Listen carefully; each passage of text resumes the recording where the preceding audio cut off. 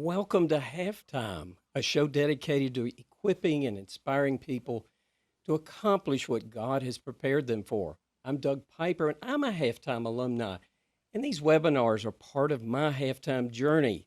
Thank you, everyone, for joining us tonight. Now, Halftime is focused on helping you create more meaning, joy, and impact in your life. So if you're feeling a bit that way, or maybe you know someone that's in that season, you can find out more by going to halftime.org. That is HALFTIME.org. And I'll also include all that information again at the end of our program. Now today we're discussing finding leverage through partnership. Welcome, everybody. I'm so glad to have everybody. Today we have Lloyd Reeb and Halftime alumni Pat Hamill and Dave Keil. Dave is the president of Franworth, which has 450 combined years of building experience in partnering with emerging franchise brands. Prior to Franworth, Keil led 4 franchise companies as CEO: the Lash Lounge, Pure Bear, Honey Baked Hams, and Haagen-Dazs shops. Dave started his career as a Fortune 500 leader in Frito-Lay's, General Mills, and Ecolab. Now, Dave's mission is honoring God by loving his family well, sharing life lessons via lessonsonpurpose.com, and scaling companies for good via his nonprofit company, Franchise for Good, which is at franchiseforgood.org.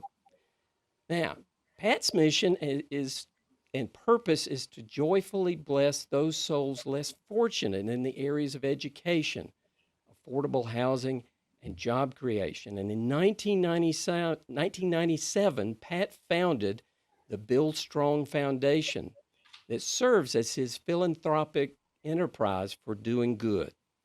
Pat launched Oakwood Homes in 1990, and Oakwood Homes truly represents Pat's spirit of a company dedicated to the public good.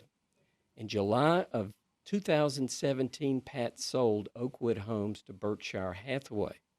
We also have Lloyd Reeb, a successful real estate developer, author of 3 books, and the founding partner of Halftime Institute.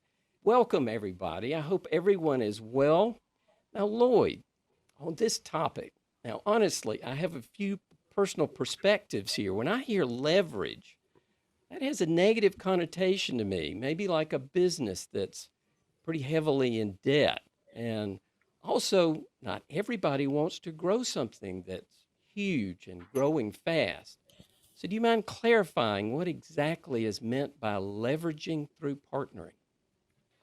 Yeah, those are common feelings, Doug. And first of all, thanks for your friendship and your partnership in this work together. Love doing these with you. You know, when you think about your second half, if you really want your second half to make an impact, you're probably looking for a way to accomplish more without running around 60 hours a week like you might have done in growing your business or pursuing your career. Not everybody is drawn to big things or big impact. But honestly, when you stop and think about it, there's nothing particularly spiritual or nothing particularly compassionate about touching the lives of fewer people.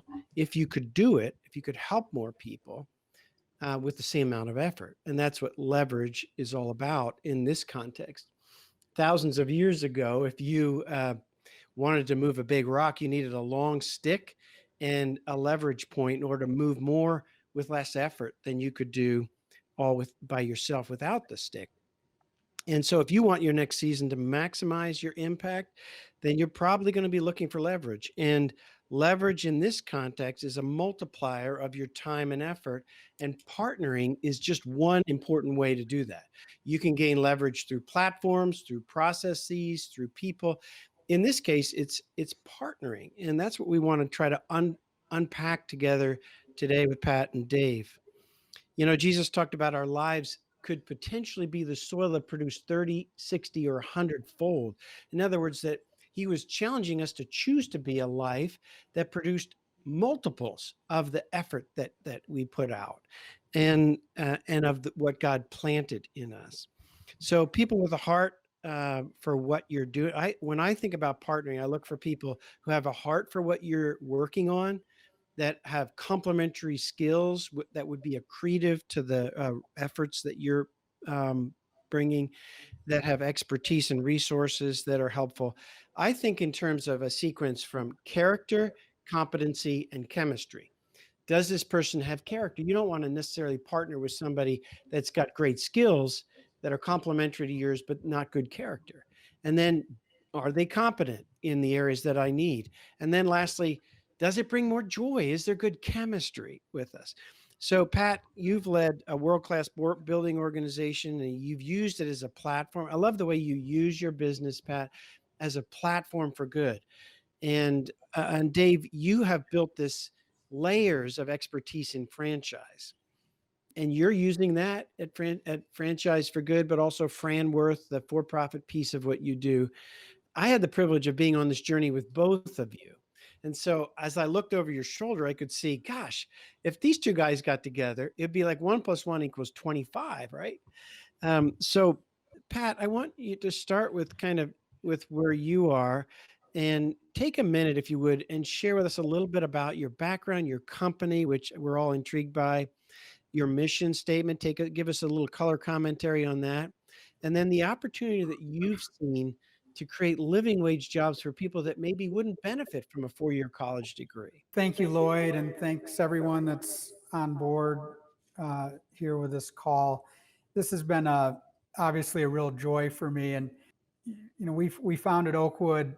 We're actually going into our 30th year, and really founded on a customer proposition of best value and treating our customers to an enjoyable experience, and communities that created a sense of place. And just over time, we built it up ultimately to the point where it took a lot of leverage to run the business. We control somewhere around 26,000 home sites. And at some point, I knew I was going to have to sell. And we were fortunate that I ultimately got a cold call, and one thing led to another, and sold it to a great company that's going to allow something that we founded to be multi-generational. Today I was mentoring a young man, and we were talking about what we were going to do for our 30th anniversary or theme for the year. And I said, man, I just can't wait to the 60th year now. And that probably will be a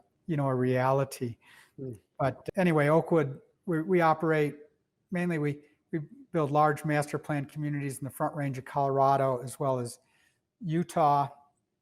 And then we build homes.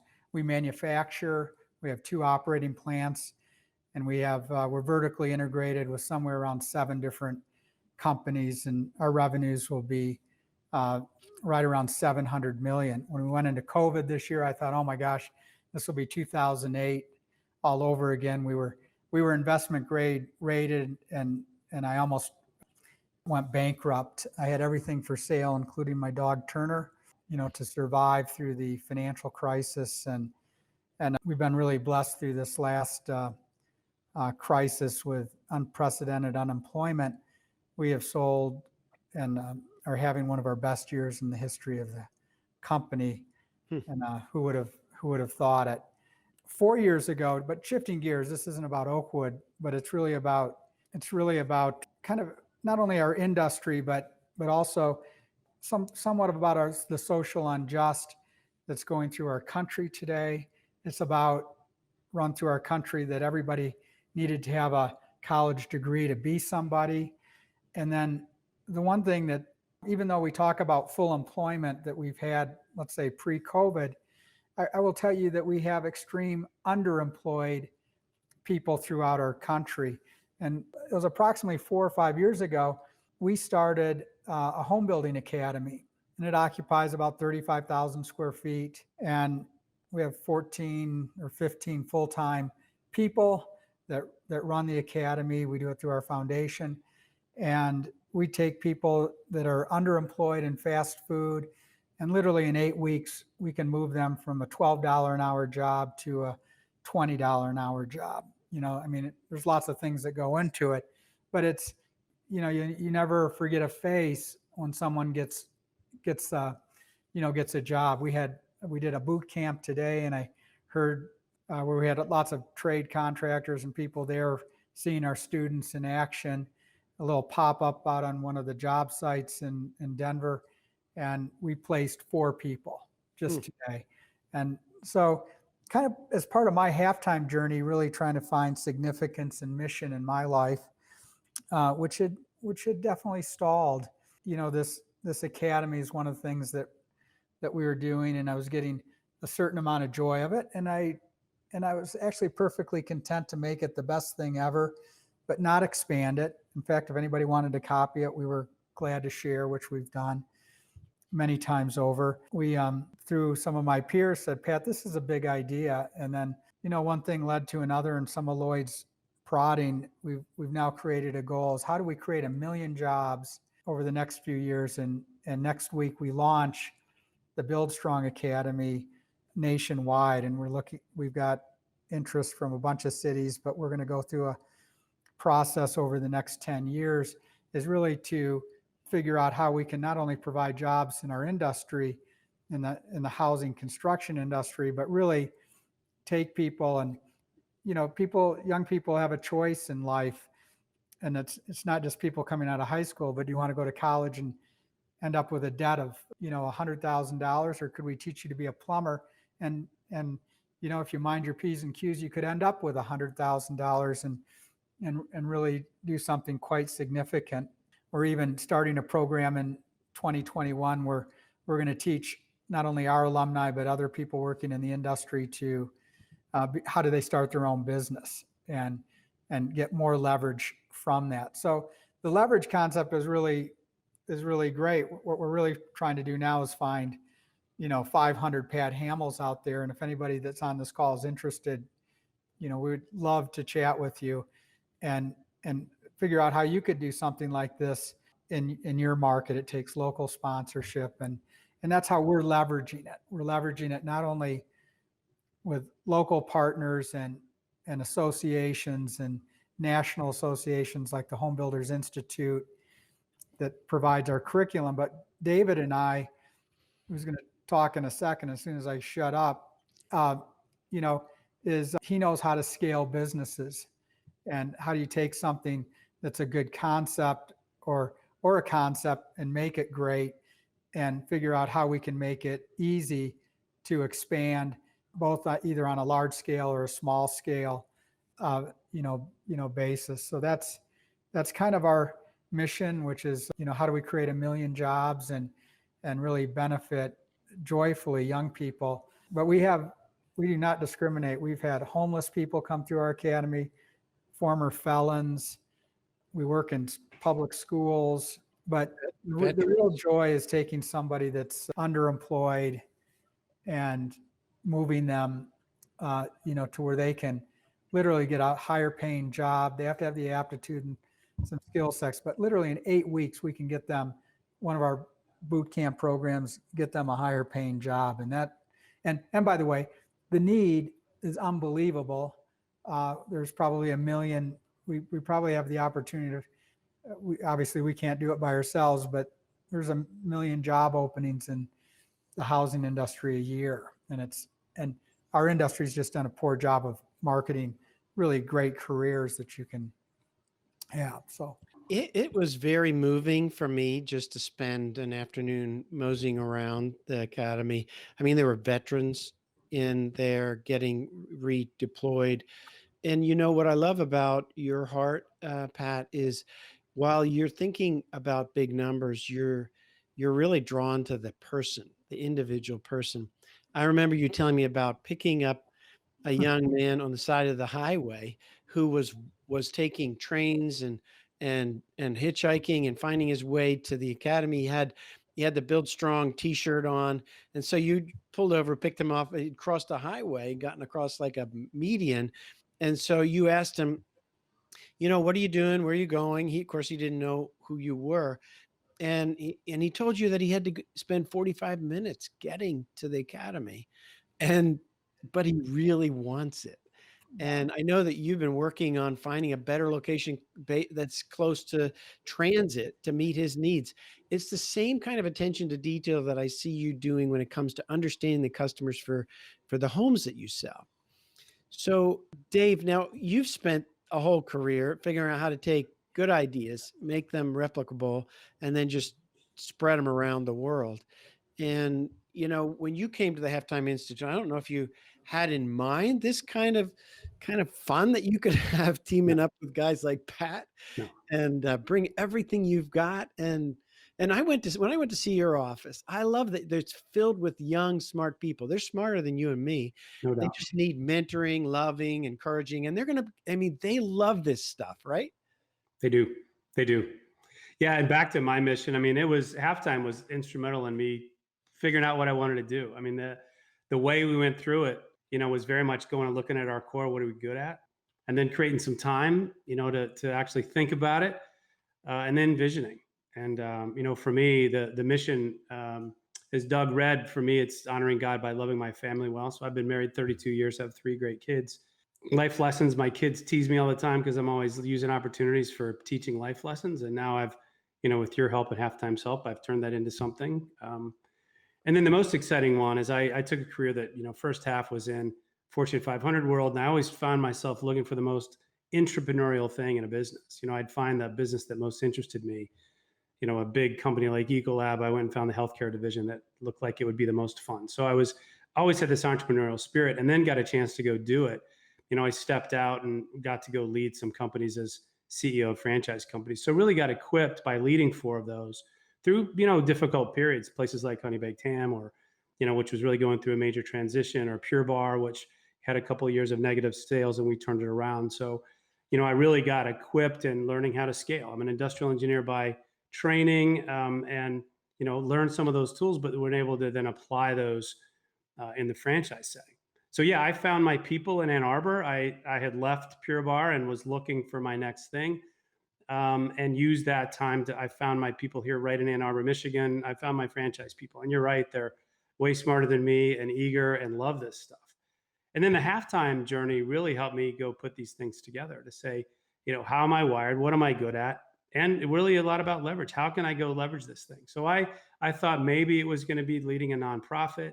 Maybe that was in store for me. But really in the end, what I figured out by going through the whole halftime process was really what I was good at, what I could potentially leverage.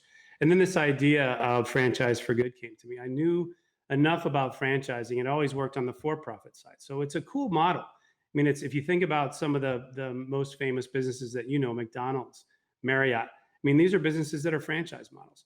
And why? Because they understand how to scale. They know how to replicate. There's a process for everything. There's a playbook and a toolkit. It's supported by a team that are of experts. And so, the thought was, hey, if we can go use that toolkit to go really apply that to the nonprofit realm, why not? Some people had tried it. Ben and Jerry's tried it with partner shops, and I was involved with them back when I was running the Haagen-Dazs business and saw it, but it really didn't have much leverage. It was cool, individually putting someone in an underprivileged area into a Ben and Jerry's shop at the time. That was cool, but to be honest, it had never really been done well in franchising. So as I kicked it around with the team here at Franworth, who are all these franchising experts, we started to figure out, hey, why don't we do this and apply this to the nonprofit space? So that's where the idea for Franchise for Good came. How do you go take this toolkit, go apply it to a wonderful idea like Pat's? I mean, I love what he built in Colorado. And then, so now we've partnered up, and we'll talk more about how that happened. When you think about that, how do you, decide where to look for partners? And this can be just organic, like we just bump into somebody, or it can be more intentional, more strategic. Asking okay, if my halftime peer group are encouraging me to think about 20 of these and a million jobs, how can I do that without running myself ragged and pushing my team at the Build Strong Foundation to the edge of their capacity? And for you, Dave, look, I think I brought 4 or 5 ideas to you. Yep. I think I said to you, look, I spent every day talking to guys like Pat. I've got deal flow. Let me tell you about like 6 deals, and you Yeah. pick one, right? And you Yeah. pick Pat just because he's good looking or something, and then you found out you like him after all. And so, so here's the thing I'd like to spend a little time on. First, I want to go, uh, Doug, take us to the poll, and let's see what part of this idea of looking for partners is most challenging for our other friends and colleagues around the world that are halftime alumni, and then I'd like to get Pat's advice around that, and Dave, I'd like to then turn to what you see as layers of leverage that are emerging from your work with Pat. So, Doug, take us into the poll. Our poll asked the question, when you think about accomplishing more through complementary partners, like Dave and Pat, for example, what is your greatest challenge? There are 4 answers. Seeing where I have the potential for big leverage, getting clear on the kind of leader or organization that would best help me, finding someone like Pat or Dave to partner with, slowing down to really research how they could leverage my efforts. So, looking at our poll, it's pretty much split. The heaviest is finding someone like Pat or Dave to partner with at 56%. And just short of that at 45% is seeing where I have the potential for big leverage. All right. So, Pat, what do you do? Like, you've done this in business, obviously, and been successful. And now you've done it in the social sector. So, finding someone like Pat and then seeing the potential for where you'd gain leverage. What's the mental process that you go through? I think the real opportunity is ultimately on essentialism, and you just got to be focused. To do more, you have to do less and really execute on, what the mission is. And I think when I've not done well in the past, and I don't delineate much between, um, as my foundation director would tell you, I mean, nonprofit or profit, you still got to make money. You just get a little bit of a different tax treatment and how you classify your revenues, because it's the only way you can be sustainable in a nonprofit or a regular business is you got to make money. But I think for me, it's been focus. We all have the opportunity or the disease of opportunity where everything's available. And, one of the great things you've helped me with, Lloyd, is, I say no 9 out of 10 times. And how do you pick one thing and execute well? Potential in a quarter doesn't buy you a cup of coffee today. It's all about performance. And how do you figure out what you can do? And sometimes it means you can't do it. And how do you be thoughtful and careful? And our philosophy, at least even in our expansion, is we're going to go slow and do it right so that we can really go fast. That's good. That's good. And I know that you took time to really, I vetted Dave's work and business. I went and saw his team to make sure it was the real deal before I made the introduction, right? But you still took time to say, okay, character, competency, chemistry, and really make sure that this was something that could work. Have you picked up some tips along the way about that, or is it intuitive for you? Well, when you figure about leverage, which one of the neat things that I love about the relationship, we have a company called Shazam, and no, it's not the Marvel Comics company. It's kind of a van-based service provider that we use to take care of our customers and after closing services. And I'm not quite sure Dave can answer that, but how they got exposed to it. Ultimately, they said, this is too good of an idea on what you're doing just to keep it to yourself. We need to leverage this and take this national. And so at the same time, we've been doing, the Home Building Academy and another side of our business with our capable team led by Nate. They're looking to launch Franchise for Good sometime either in 2021 or 2022, which we think will be a very profitable business, operation. And not only has the leverage been, exciting to figure out how to expand this, right? and create jobs, by the way, on the kind of on the for-profit side. And I'm going to count those to my million, because I just don't know how much time I have left on the earth and I'm going to make that million. But it's leveraging on how well we're executing this company in our present environment, because they've made us better.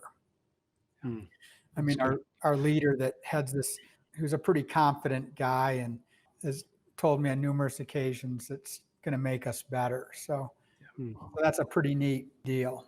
Yeah. So that's looking, across the spectrum and say, where could we benefit from someone else's expertise?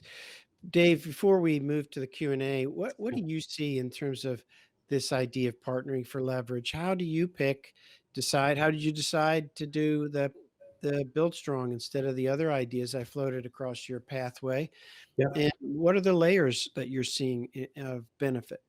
They're in halftime. Pat and I both were part of a fellow group. So I had another 12, really successful men and women around me that pushed me. And so we were together for a better part of a year. And I think Pat described how his cohort was pushing him. Same thing with mine. These are amazing people who are all in the same boat, and we push one another. And so this idea got floated out, and they and you just helped me think bigger. I was thinking about this. Well, I was going to go help an individual company that was, relatively small to go grow. And I think through this process, I thought of two things. Why don't I go help a big nonprofit, successful one, like the one Pat built in Colorado, and really go leverage it. So strength on strength. And then the other idea would be just go after big other franchisors and help them grow. So, just getting stretched and thinking beyond what you normally would think was certainly something halftime helped. And the funnest thing about this is what Pat was talking about. It's these layers of leverage. So I'm able to, now that we've been connected, I'm going to help Pat and his company go. We're going to get 1 million jobs, Pat. I mean, there's no question in my mind that we're building the scale to go put these out. We've already got great demand that we're launching next week, as we said. So Build Strong is going to go create and fix this real need person by person, but go create 1 million, train, underemployed second career folks into training. So that's cool. But Pat at the same time is helping me go bring my dream to life, a franchise for good. So without Pat, Franchise for Good wouldn't have a client. And so he's helping fuel that. And then in turn, we just talked about this idea. So along the way, we can't help ourselves. We see this cool division in Pat's company, this home building service. About half of the team of my team comes from a home building service business. And we're like, oh my gosh, if we could get our hands on that. Next thing you know, we're meeting Nate and now we're helping him scale. And we'll definitely launch this thing. We're actually, Pat, you probably don't know this, but we already placed an order for the new truck. So it's going, man. And we'll be franchising by next March. I think we already have 30 trucks or something. This is the new one. This is the new one. All outfitted.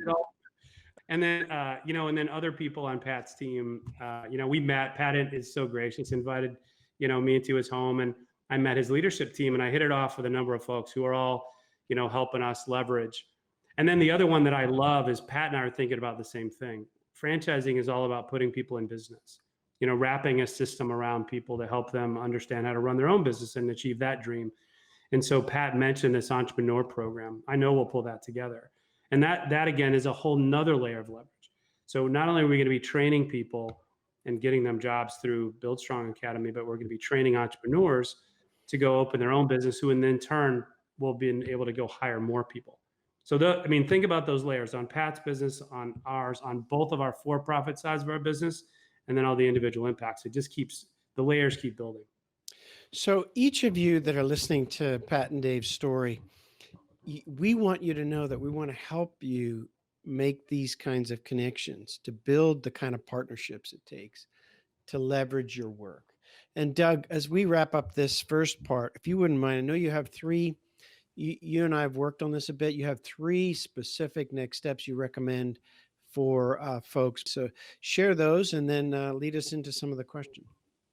I certainly do. So some of our specific suggestions that we have for halftime alumni and those interested in becoming in the halftime program is set aside some time to think about 2 or 3 kinds of leaders who could really expand your impact. Another one would be capture your vision on just one piece of paper. It doesn't have to be elaborate. Just capture your vision in one piece of paper. And then lastly, we would suggest begin to network among your contacts through a coach within the Halftime Global Network. And that's a great way to begin to kind of build your vision and move forward. Yeah, and Doug, just to build off that, I spend time every single day making these kinds of connections, and we have coaches all over the world, and could be that I have a wonderful guy I'm coaching right now who wants to build a world-class children's hospital in Africa.